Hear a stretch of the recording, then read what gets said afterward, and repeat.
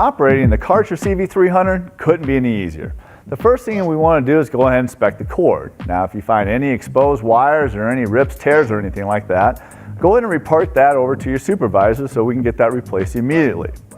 Next thing, go ahead and check the bag condition. What I mean by that is the bag full or half empty? If it's full, obviously we need to go ahead and get it replaced.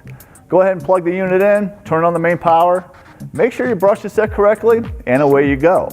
But remember, this is a 2-motor upright, so you can actually do one-pass vacuuming with this because it's all about productivity with the Kärcher CV. Now maintaining your Kärcher CV couldn't be any easier. It's very simple.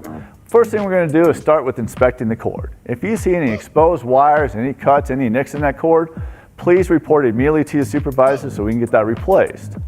Next thing we want to do is go and inspect the bag. You guessed it, if it's completely full, go ahead and change it. If it's halfway full and we're still getting decent vacuum performance, well, you're probably still okay.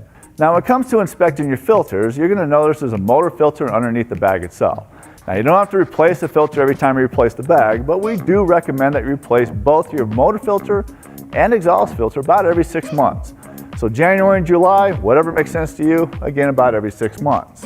Now when it comes to inspecting your brush roll, if you find any obstructions or any hair or anything wrapped around it, go ahead and remove it, remove all that stuff, and go ahead and put it back into place. Now the next thing I want you to do with your brush roll is to make sure we have good brush contact. The easiest way to do that is make sure you have bristles exposed beyond the brush housing, run a credit card or a driver's license across it. If it contacts the brushes, well, you're still pretty good. If it doesn't, we have to replace the brush roll. Now the last thing I want you to do is go ahead and wipe the unit down. That way it looks as good as it performs.